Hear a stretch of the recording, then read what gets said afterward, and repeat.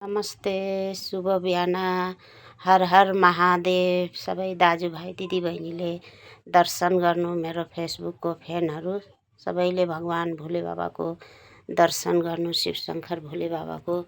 हिजोअस्ति मैले एउटा भिडियो हालेको थिएँ, पाठ पूजाको विषयमा, धन सम्पत्तिको विषयमा हालेको थिएँ मैले भिडियो। त्यसको कारण चाहिँ के हो भने, अब भगवानको शरणमा आउनु, कोही धर्मेती मात्रै आउँदैनन् र कोही धनी मात्रै आउँदैनन्, गरिब दुखी पापी सबै नै आउँदछन् भगवानको शरणमा।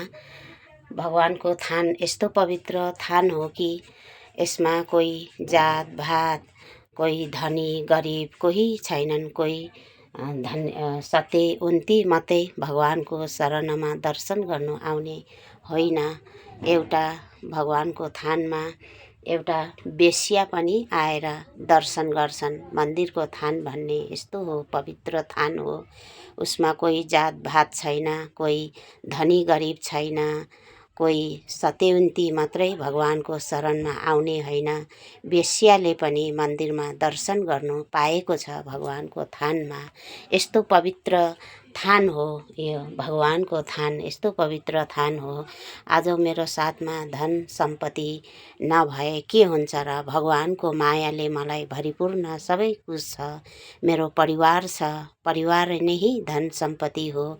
आज परिवारलाई बचाउनुलाई रुपियाँ पैसा त चाहिन्छ हो, रुपियाँ पैसा त चाहिन्छ, रुपियाँ पैसा त चाहिन्छ।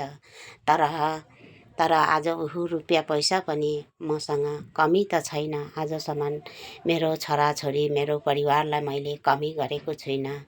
कसैसँग मागेर खानु परेको छैन, हात फैलाउनु परेको छैन। आफ्नो हात उपर नै भइरहेको छ सधैँभरि भगवानको कृपाले गर्दा। आज मलाई ससुरालीको धन पनि, ससुरालीको सहारा पनि मलाई परेन। मेरो माइतीको धन पनि, मेरो माइतीको सहारा पनि मलाई परेन।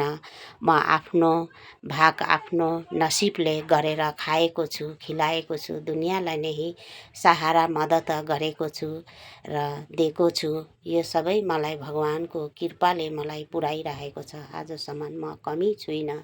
भगवानको कृपाले म भरिपूर्ण छु। धन सम्पत्ति भन्ने कुरा यही त हो। धन सम्पत्ति भन्ने कुरा यही त हो। र आफ्नो शरीर सही सलामत रहनु पर्दछ। भगवानले हात पाउ दिनुभएको छ। गरेर खाएको छु, मेहनत गरेर खाएको छु र सबैलाई दिएको छु। आजसम्म हात फैलाउनु परेको छैन। यही भगवानले यहाँभन्दा ठुलो धन सम्पत्ति के हो र? म त यही चाहन्छु, मेरो परिवार सही सलामत रहोस् र मेरो परिवार छोराछोरीहरूलाई कसैको सामनेमा झुक्नु नपरोस्, हात फैलाउनु नपरोस्। र आजसम्म भगवानको कृपाले, मायाले हात फैलाउनु पनि परेको छैन। कसैको सहारा मद्दत पनि परेको छैन। उल्टा मैले सहारा मद्दत दिएको छु, उल्टा मैले हेरेको छु। यो सबै भगवानको कृपा हो, भगवानको माया हो। भगवानको मायाले म भरिपूर्ण छु, अत्यन्त खुसी छु शिवशङ्कर भोले बाबाको कृपाले। हर हर महादेव।